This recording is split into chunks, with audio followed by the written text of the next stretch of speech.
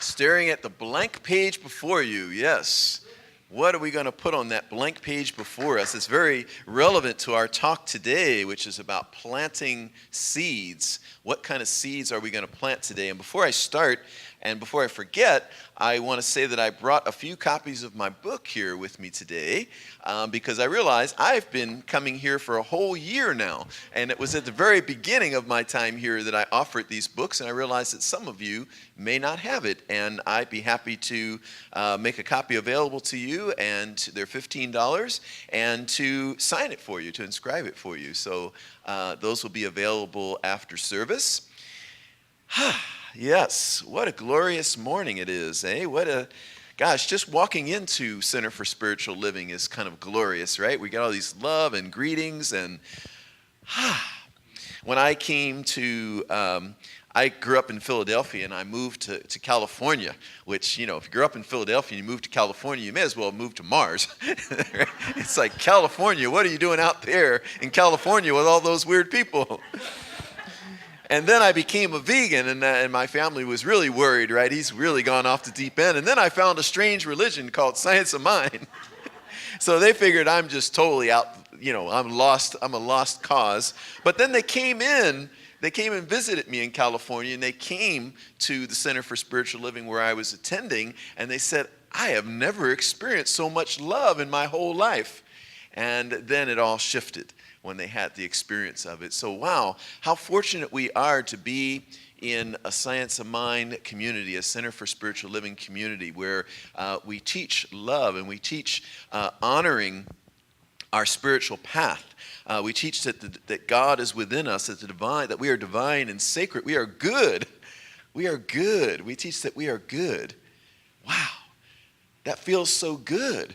Right? That we are good, that we are sacred, that we are divine, that we are empowered, that our spirituality is nothing to be afraid of, that our spirituality is something to embrace, and that the way God shows up through you is perfect.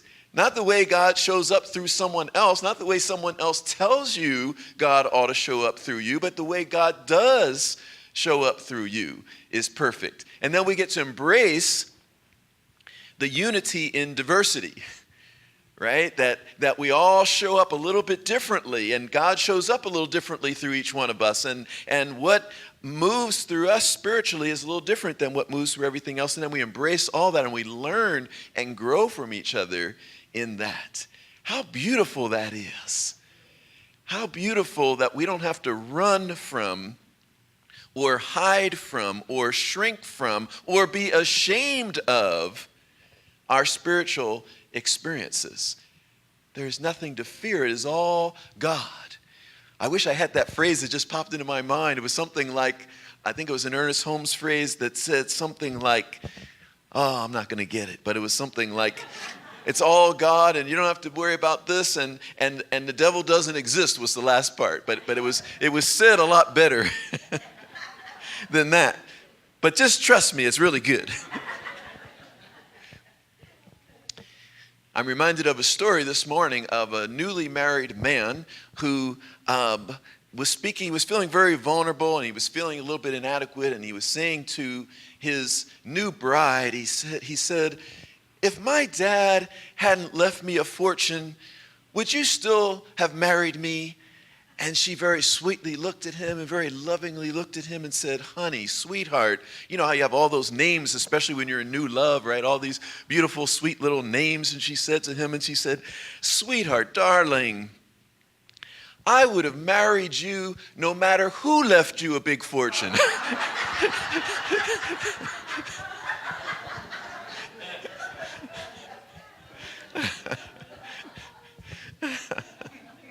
I got a little chuckle out of that. That's my test as to whether I share a joke. If I chuckle out loud reading it by myself, I figure, okay, that's good.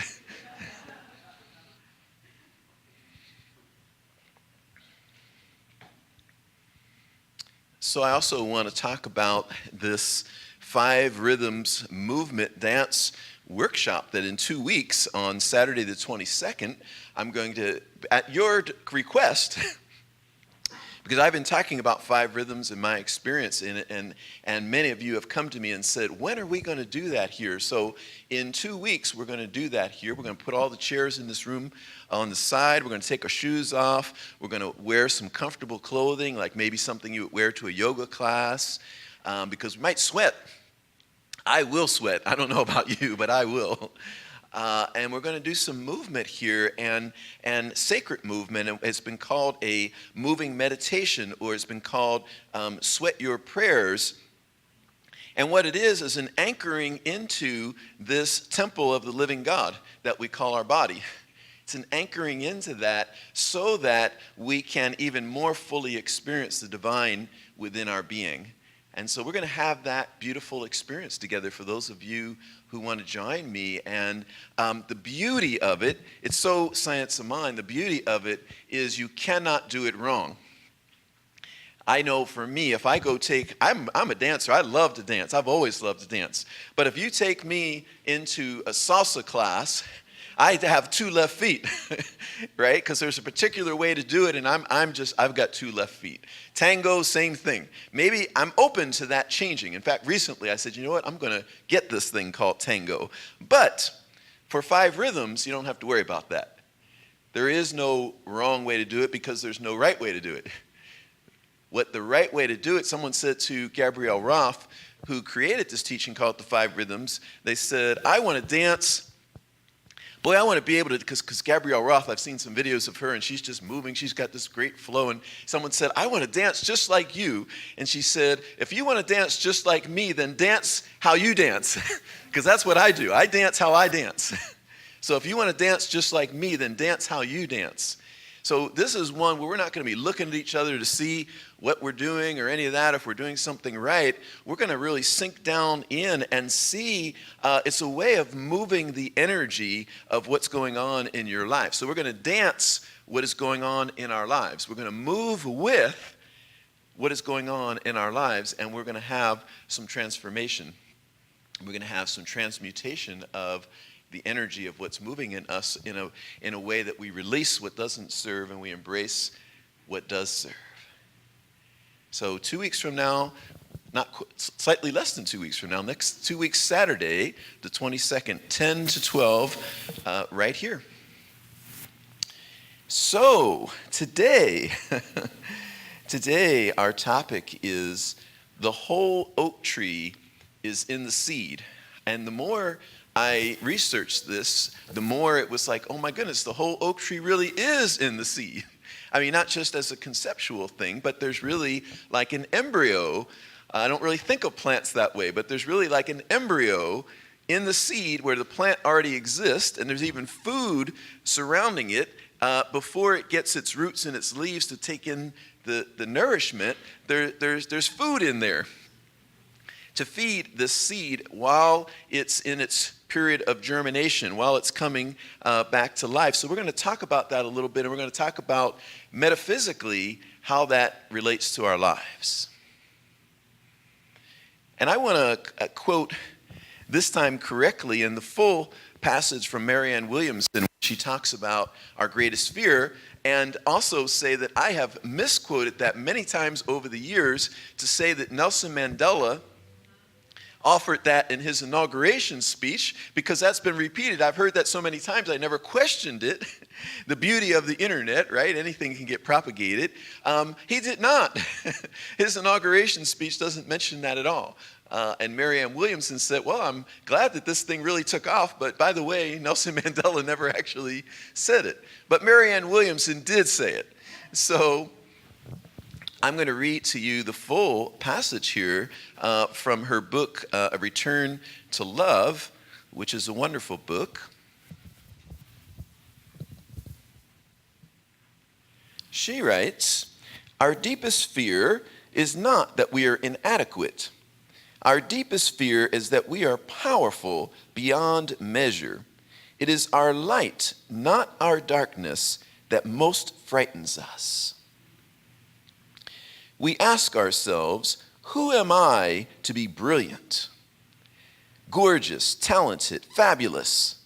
Actually, who are you not to be? You are a child of God. Your playing small does not serve the world.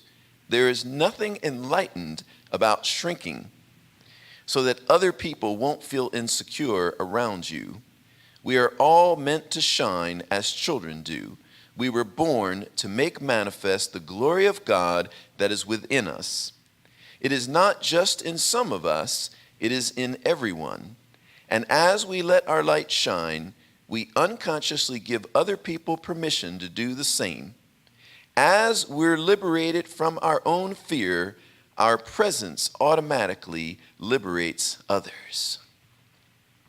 I think that's such a beautiful passage. That's such a beautiful truth for us to know. And how often have we shrank because we don't want to outshine a sibling, or we don't want to outshine our friends, or we think that we want to be modest. And there's this phrase called false modesty, because really all of us are meant to shine. And so when we're really trying to shrink because we think modesty in that regard is a good thing, we're really just not fully showing up as who we are. So our invitation today really is about what kinds of seeds are we going to be planting. We are powerful beyond measure, and we get to plant the seeds of what we want to create in our lives. Let me read you a little bit of what I found online from the University of Arizona College of Agriculture and Life Sciences about a seed. It's quite interesting. It says a seed contains the embryo of the new plant with a supply of food for the embryo until it has formed sufficient roots and leaves to obtain its own food. The embryo is a miniature plant in a state of arrested development. Seeds also have a seed coat to protect them from disease and insects. The seed coat also prevents water from entering the seed, which would initiate the germination process before the proper time. I've been known to say that there isn't really a lot to do, and I often will get pushback from people who are the very much the doers in life, right? They want to do, and doing is important. But when I say there's very little to do, it's like, what do you do when you plant a seed, right? Your part, as was read by Portia earlier, our part is very specific.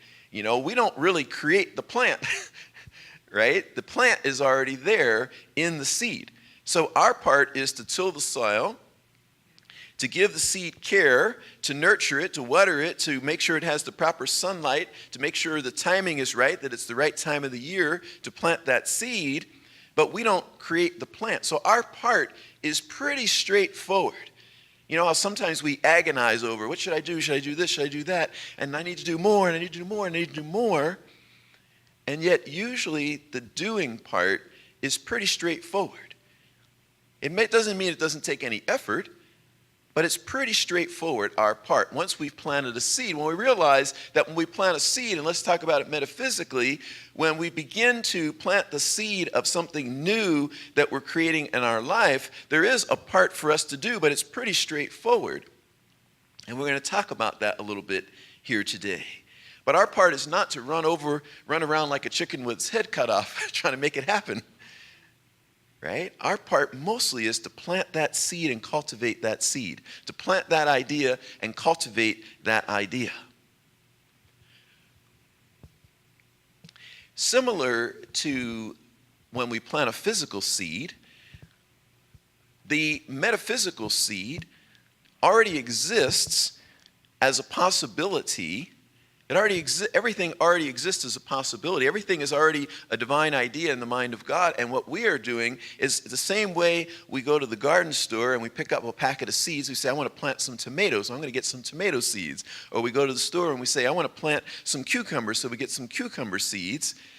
All the seeds for all the things we could ever want in our lives already exist as an idea in the mind of God, in the mind of the infinite.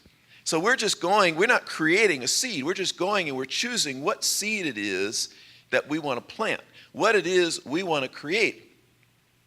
And the same way that the embryo exists inside the seed, everything required for the fulfillment of that divine idea is already contained within the divine idea that is the seed.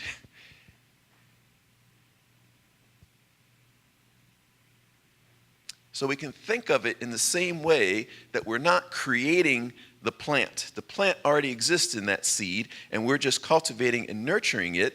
Well, the same way, that divine idea that we have, that sometimes we get the divine idea and we forget that it's just a seed, in the same way that you would go to a seed store and buy a seed. So we get the divine idea and then we say, well, maybe I can't really have this.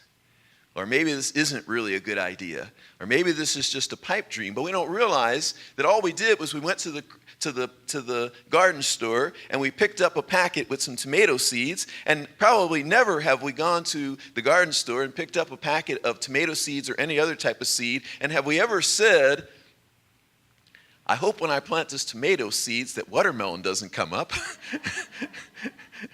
Right? We've never said that. We never had any doubt. We were never like, sometimes when you plant those tomato seeds, you get a watermelon. No, never, ever. Not even once. Unless somebody put some watermelon seeds in there. But when we plant a tomato seed, we get tomatoes. So when we plant the seed of a new, beautiful, loving relationship, we're not going to get a unfulfilling, half-baked relationship, because that's not the seed we're planting. No matter how many times we planted that seed before, right? We might have planted watermelons for 20 years of our lives, right? 20 years, every year we plant watermelons for 20 years. But if we go to the garden store and buy tomato seeds, we're not going to say to the person, hey, listen, I've been planting watermelons for 20 years. Hopefully this isn't going to produce watermelons. The person will look at you like you were out of your mind, right? We know if we start to plant new seeds that we're going to get new results. So ours is to make sure that when we plant the tomato seed, if we've been planting watermelon seeds for 20 years, if we plant the tomato seed, make sure we've gotten rid of all those watermelon plants, right? It's not the tomato seed that's going to produce a watermelon plant. It's if we have some of that leftover still there, and I don't know how watermelons work. I don't know if you pull them out, but some things would come up. I'm in Bakersfield here. I got to be careful. There's a lot of people actually know about agriculture here. Kyle's going to tell me afterward if I made any mistakes, I'm sure.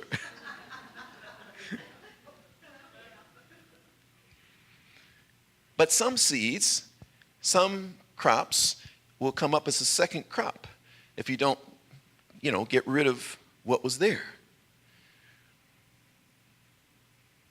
So once we've planted that new seed, whether it be the seed called, this time I'm planting a seed for a loving, kind, beautiful, uplifting relationship with someone who we lift each other up, we're there for each other. We plant that seed, we nurture that seed, we give it the oxygen. Some plants might need some oxygen. So we breathe life into it with our feeling, with our passion, with our excitement, right?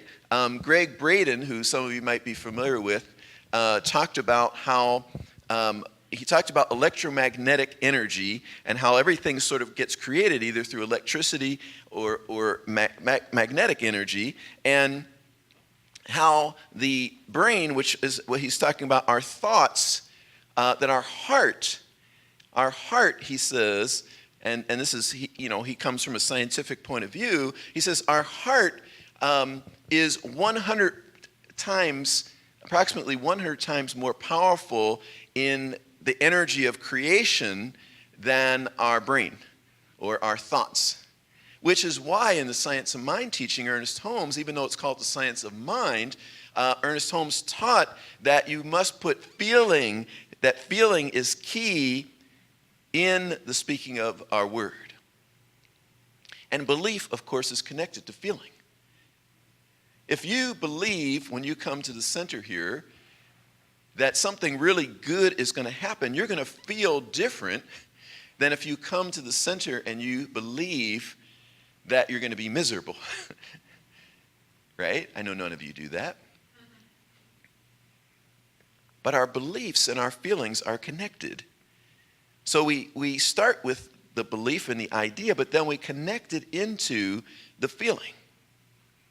So I've made a few very specific connections here to the physical seed and the metaphysical seed.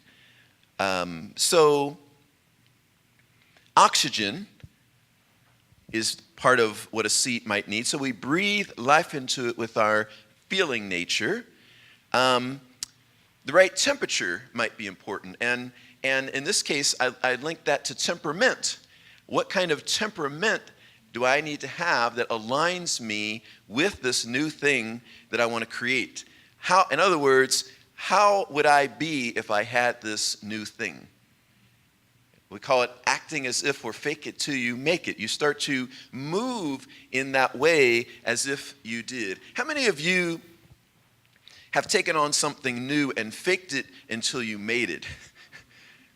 Many of you, yes. Where you're taking on, I remember when I became a minister, right? A spiritual leader, a spiritual teacher. And I wondered to myself, how do you step into that? Because here I am, a student sitting over here for all these years. And then I became a practitioner and a minister and started teaching classes and sort of leading spiritual activities. And it's like, how do I step into that?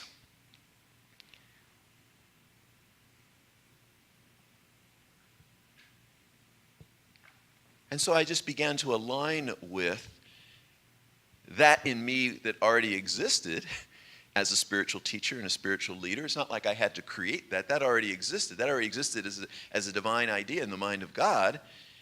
But I had to begin to turn on the radio signals, turn the radio dial, if you will, to that station.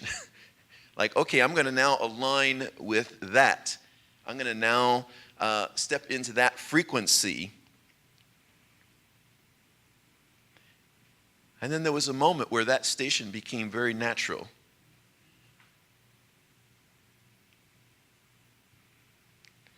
Or coming back to relationship, if we've never really had a positive relationship. And some of us never really have had a positive relationship. I don't know about anyone in this room, but there are people I've known who have never had a positive relationship. And even those of us who have had a positive relationship, many of us have never had a relationship we would consider ultimately really fulfilling, right? Many of us have never had that. So to create that, we have to invoke the imagination. We have to start imagining what it would be like to be in such a relationship, what it would feel like, how would we be, how would we be showing up, how would we be standing, how would we be moving, how would we be thinking, how would we be feeling, at all levels of our being, to start tuning into that frequency. Because it already exists. The frequency already exists. The seed already exists. The divine idea already exists. So we don't have to create it. We don't have to do anything. We don't have to labor. We don't have to struggle. The frequency exists. So how do I begin to tune into that frequency? And we begin to engage, as I said, our imagination, our feeling, our yes, right? The yes is the first opening. The yes is the first opening. The yes is what starts to open the doors to show you how you would be, how you would feel. Once you say yes, I am now willing to have this, then you begin to see everything else you need to know. The seed begins to be made available to you. Suddenly, you couldn't find any tomato seeds, and suddenly you go to the store and someone says, "Oh, sir, ma'am, here's a pack of tomato seeds. And by the way, here's how to take care of them. Here's what kind of sunlight they need. Here's how much water they need. Here's the soil they need."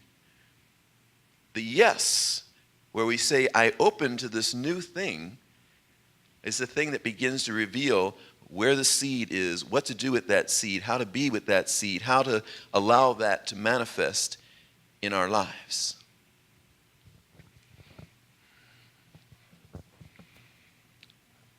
Light.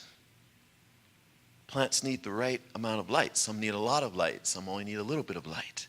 So how do we bring the light of our awareness,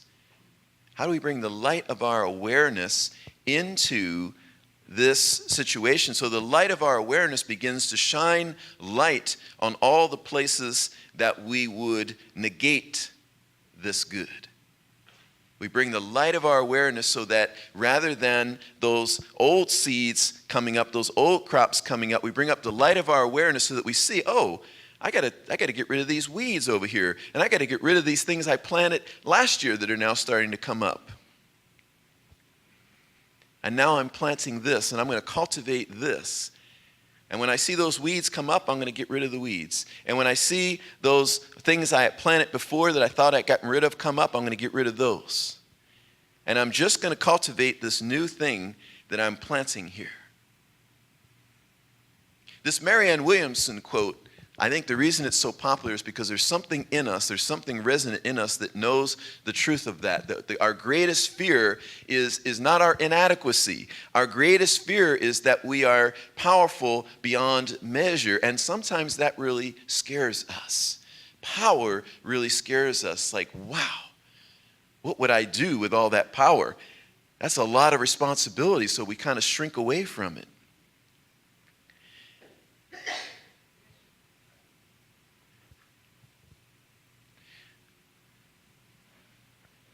So sometimes that light of our awareness, that light that the plant needs to grow, we dim that light, and then the plant doesn't fully grow, doesn't fully develop. We shrink back into smallness. We shrink back into, this is the way my life has always been. We shrink back into, I'd rather be comfortable than happy. I'd rather be comfortable than fulfilled.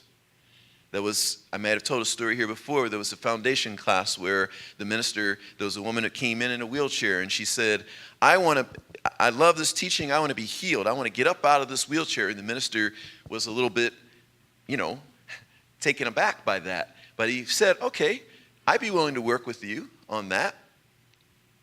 And what came to him, he said, well, our first step is you need to forgive anyone in your life that you haven't forgiven. And the woman said, I think I'd just rather stay in the wheelchair. Right? And that's an extreme example of how sometimes we're so comfortable with what we've had, even though it's not good. It's not fulfilling. It's not satisfying. But we're so comfortable with it that sometimes we shrink from our light. I can speak from experience. This has been a lifelong experience for me of stepping fully into my light and then pulling back a little bit. And I've asked this question many times of myself over the years. I've asked myself, why would you do that? Why would you do that when you're in bliss? I'm in bliss when I step into my light. I am joyful beyond measure. I transcend all the normal human things of life. I can embrace every person beautifully. I'm just in that. And then sometimes I'll look at my life and I'll think, wow, I've gotten really complacent. I've kind of shrunk back to a former size. Right? Some comfortable pattern where and I can see it by what's happening in my life. I start to look around and I start to see different areas of my life that aren't manifesting in this brilliant, vibrant way that I know they can and I know that I have. And then I realize, oh, you kind of shrunk back again. You kind of stepped away from your light and your power and that presence, because there's something in me sometimes that feels much more comfortable playing in that smaller realm. And maybe this is true. I think this is sort of a universal thing in terms of this Marianne Williamson quote. Can we remember, can we consciously choose that even though at times it may be more comfortable to shrink, and it may be more comfortable to pretend we're not so powerful, and it may be comfortable to just say, oh, I'm just little old me. Like, I can't, what can I do? Or how could I create something different? I'm just little old me.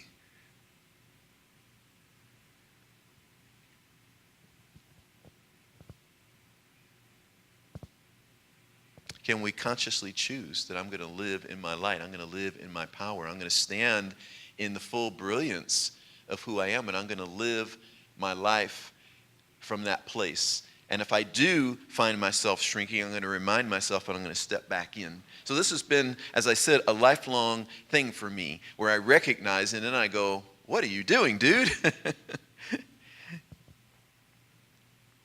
Like, let's live in that full brilliance. And it's beautiful. I'm grateful. I'm grateful that there's enough awareness there to recognize when I've shrunk back and began. It's almost like, as much as I know and as much wisdom as I feel has come through me, it's almost like for a moment, for some brief moments, I don't believe any of this. Confession time.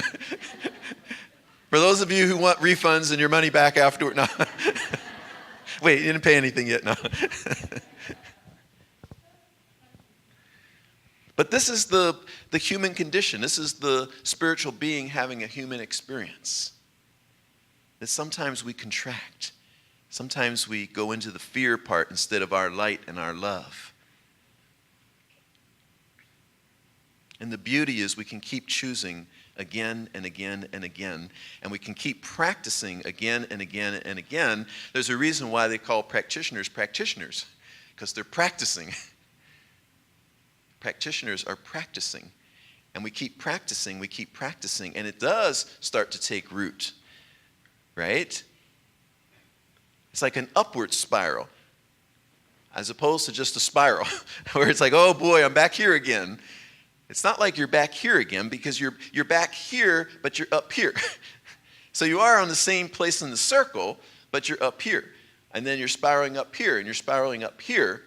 So we're getting it at a higher and higher level, and we're not the same as we were a year ago. We're not the same as we were 2 years ago. We're not the same as we were 5 years ago, even if certain things in our life are still showing up like they did 5 years ago. We're still not at the same place. We're at a higher place with it, and we can do more with it, and we're more empowered to transform it and transmute it and create something new.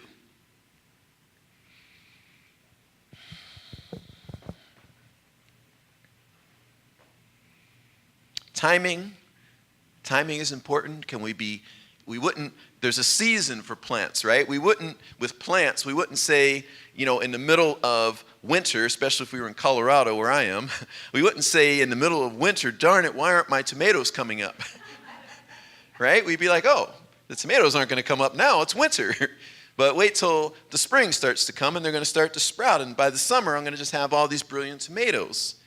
But sometimes when we plant seeds in life, we don't pay attention to divine timing. So we think, oh, I spoke my word. It didn't happen today, even though it's the middle of winter and we're trying to grow tomatoes. So therefore, it didn't work. It didn't happen. As opposed to, like, all is in divine timing. All is in divine order. So many things in my life have shown up at times where I thought, like, oh, that didn't work. And then when the divine timing is right, then it shows up.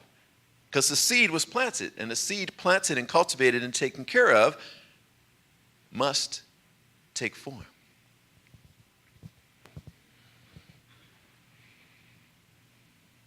And the food. Lastly, the food.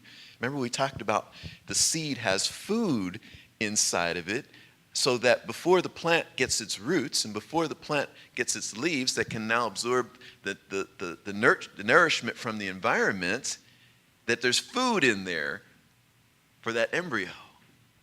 Our food is our faith. Before we start to see the demonstration on the outer, before we start to find some legs and some teeth that we can start to, something we can see and feel and start to work with on the outer, our faith is the food that sustains us before we grow roots for this new thing that we're creating. And our faith simply says that I know that I've planted a seed, and I know that I'm giving the seed nourishment and care, and I know how the principle works, that when you plant the seed in the soil and you give it care in its right time, when the right conditions are there, that it must then produce the plant that I have planted. So our faith is that level of knowing. The roots aren't there, there's no physical evidence yet, and yet we know that it's unfolding. We know that it's happening. So the invitation today is to choose what seeds you're planting, to plant those seeds, to uproot anything that is unlike what you're wanting in your life right now, to release that, to let that go, and to just continue to know that your plant is bearing fruit, that your plant is coming forward, that your plant is growing, and that you are not inadequate, that you are powerful beyond measure. Thank you.